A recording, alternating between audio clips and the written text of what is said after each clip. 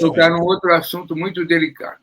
Ontem, o Lula foi lá no Rio de Janeiro fazer o lançamento na Petrobras, né, daqueles mega transportadores de petróleo, em outras palavras, a reativação da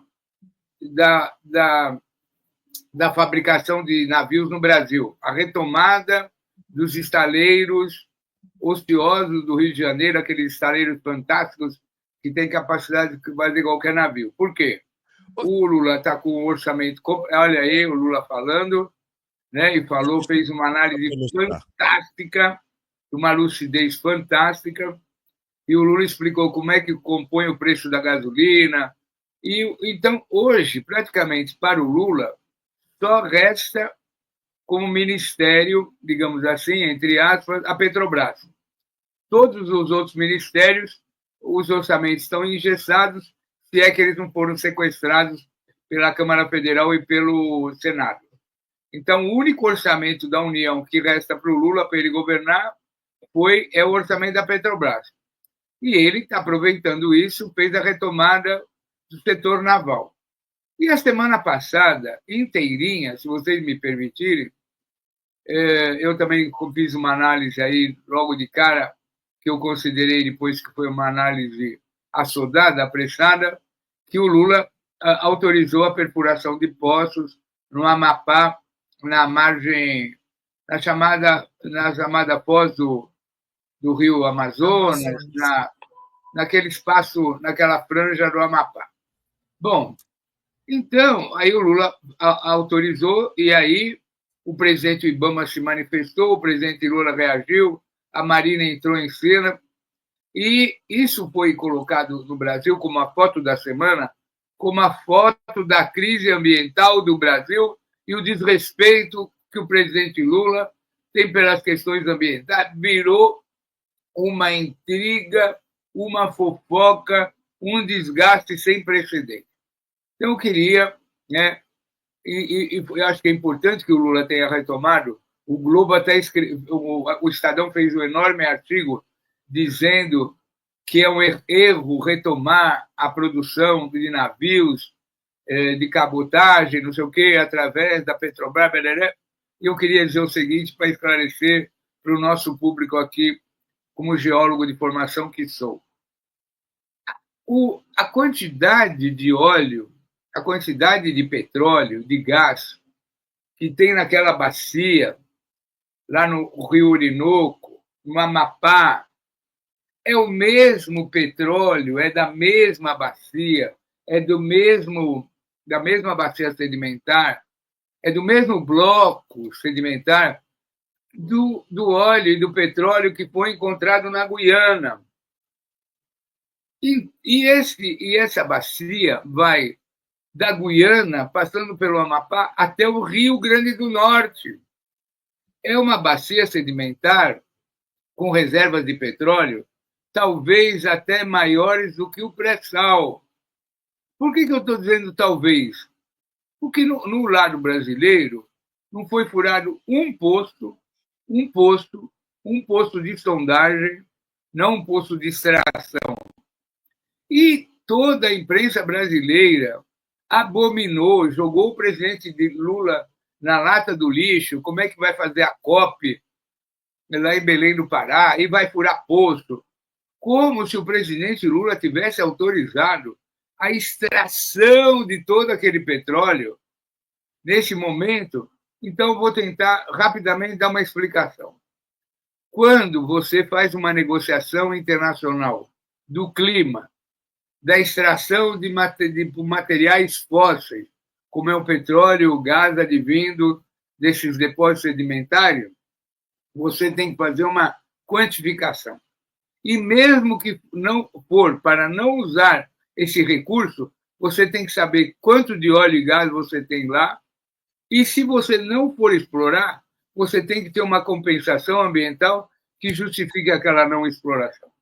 Então, as coisas estão de uma forma tão deformadas no Brasil, tão aviltadas, que o simples, né, o presidente vai e fala assim: olha, pessoal, aqui na boca do poço, a gasolina está custando tanto. A gasolina, quando chega para o consumidor, está custando tanto. Isso não pode, tem que ter um outro mecanismo. O óleo diesel está custando isso, o gás de cozinha. Aí os analistas vêm e falam assim, tremenda demagogia, por que não fala que são os impostos que estão sendo cobrados? É isso que a Vilton... Então, o que acontece é o seguinte, quando há uma unificação para destruir qualquer projeto apresentado em benefício de uma nação, aí fica muito difícil governar.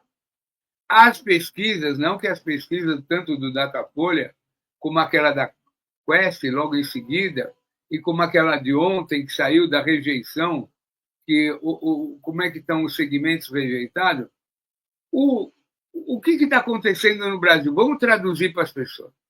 A semana que vem começa a aparecer a peça inquisitória da condenação das pessoas envolvidas nos crimes de terrorismo aqui no Brasil. Por isso, como vai provocar uma verdadeira, uma notícia avassaladora, tanto é que Bolsonaro até reconsiderou aquele ato que era pedir o impeachment do Lula, ele recuou, falou, não vou pedir mais impeachment. Essa sentença que vai aparecer da Procuradoria-Geral da República, da PGR, vai abalar a estrutura do Brasil. E, imediatamente, ela vai ser acolhida pelo Supremo Tribunal Federal. E vai gerar uma dinâmica muito forte no Brasil. E a direita, preocupadíssima com o resultado. Tanto é que todos os ministros do Supremo, o Lula voltou do Rio de Janeiro e todos os ministros, ontem à noite, se reuniram com o Lula para mostrar, olha, aperte o cinto, vamos entrar numa zona de turbulência violentíssima, porque os resultados do processo vão começar a sair, vão vir a público. Então, o que eu estou tentando dizer para o povo brasileiro que toda essa turbulência, toda essa insurgência contra a tentativa de desestabilizar o governo, dizendo que o governo está no fim, que o governo acabou, que o governo não tem capacidade de fazer um rearranjo de seus ministros e tal, está muito em função do resultado do que vai vir da PGR e do acolhimento da sentença. Então, se a gente não entender a movimentação... Mas o governo está unificado? Está unido? Não. Tem um racha evidente. Quem era o ministro que estava do lado do Lula, com o barrigão para fora, sem o jaleco da Petrobras de laranja? É só pôr imagem que você vai ver quem é que estava de papagaio de pirata. E o outro ministro, do outro grupo, dos dois grupos que representam a presidência da República, onde estava? Foi mandado lá para a Arábia Saudita. Arábia Saudita. Se ele mesmo não divulga que ele está na Arábia Saudita, ninguém ia saber. Então, existe uma guerra dentro do governo, uma guerra de posições. Ao ser nomeado o novo ministro da Comunicação, o grupo que estava em baixa assumiu a liderança do governo do poder e Beriri. E o grupo, chamado Grupo dos Paulistas, representado por Fernando Haddad, entrou em baixa. Todo mundo sabe dessa luta política dentro do governo, que pode ser salutar, que pode ser boa na natureza política, como pode ser fatal para o governo. Porque não há dúvida que o Lula tem uma simpatia enorme por Fernando Haddad, tanto é que na outra eleição que ele estava impedido de disputar, o único que aceitou a candidatura foi Fernando Haddad. E quando houve a crise do PIX, aproveitaram aquele problema que o Barreirinhas, que era o secretário da Receita Federal, fez aquela portaria para controle e tal, em função das bets e do controle do dinheiro sujo que estava sendo bonificado, e pá, derrubaram o Fernando Haddad de quebra. Então, todo mundo sabe no Brasil que tem uma luta intestina dentro do governo que pode levar o governo a sucumbir. Esse é o discurso real. É isso que nós precisamos falar para o povo brasileiro. Eu não tenho importância nenhuma política diante desses grandes nomes, mas estou falando com toda a sinceridade. Se essa política interna, intestina, dentro do governo, não for resolvido, se Lula não tiver condição de pacificar e dar direção única para o governo, esse navio ele não vai sobreviver a tantas ondulações. Tá? Nós temos tudo para dar certo. Depois do governo Bolsonaro, gente, se pusesse um governo que os caras ficassem dormindo o dia todo. Para os estados. Essa é a minha contribuição. Muito obrigado. Muito bom, muito bom.